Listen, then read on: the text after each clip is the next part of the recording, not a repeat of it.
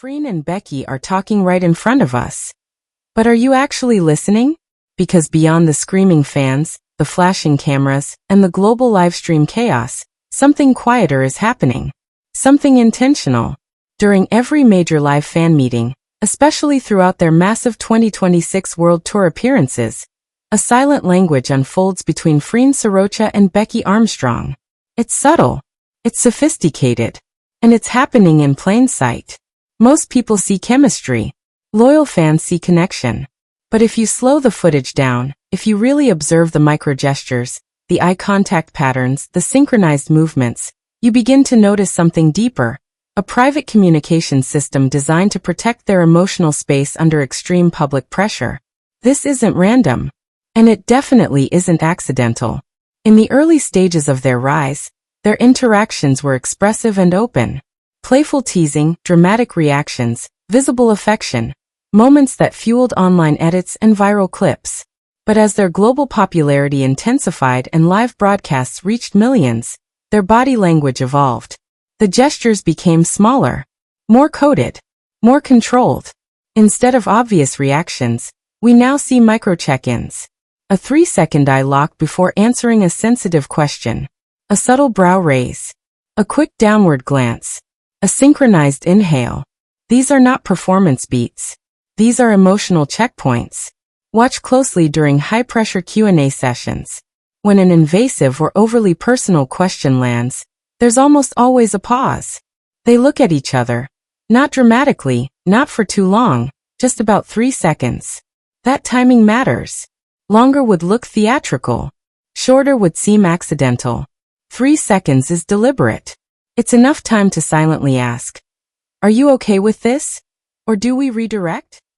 Often, Becky's brow shifts slightly upward. Freen either responds with a small nod or a brief downward glance. That downward glance frequently signals deflection. The brow raise tends to mean steady, composed, continue. Within seconds, their answer aligns. The energy adjusts. The topic gently shifts. And most of the audience never realizes a silent negotiation just happened. Then there's the blinking pattern. Before transitioning from a tense moment back to lighter conversation, they often blink almost in sync, twice. It feels like a reset button. 1, 2. And suddenly their smiles return more naturally, their tone softens, and the crowd's energy lifts. That's co-regulation in real time. The hand signals are even more fascinating. During interviews or live stage segments, microphones and tabletops become communication surfaces. There have been repeated instances of subtle finger tapping sequences, especially when one of them appears momentarily overwhelmed. 2 light taps, a pause, then 1 tap. Within seconds, the conversation direction changes. The other steps in. The topic shifts. The tension dissolves. These patterns repeat too consistently to ignore. And then there are the reassurance touch points. When the crowd grows chaotic or emotionally intense, you'll notice a hand gently placed on an upper arm, the back of a shoulder, or the lower forearm. Not randomly. The placement is precise. These areas are known grounding zones. Light pressure there can calm the nervous system. It's a physical signal that says, "You're safe. I'm here. Breathe." What makes it powerful is how subtle it is. It doesn't look dramatic. It doesn't scream for attention. But it changes everything. Mirrored posture is another layer of this silent vocabulary. When scrutiny increases, especially during global live streams, they often shift into identical positioning. Leaning back at the same angle, crossing legs simultaneously, tilting their heads in near-perfect symmetry. Mirroring builds unity. Unity builds strength. It creates a visual message that says, "We move together." In high-pressure environments, that kind of alignment acts like armor. There have been specific 2026 live event moments where this coordination became especially visible. In one fan meeting, a deeply personal question caused a brief pause. Becky hesitated. Before she responded, Freen lightly tapped her microphone twice. Becky's expression softened. She adjusted her answer.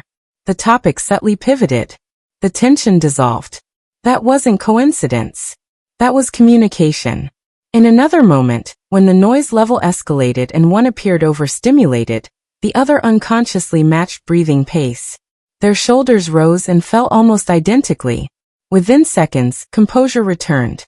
That's emotional synchronization. That's partnership under pressure. One of the most advanced elements of their silent system is energy redirection.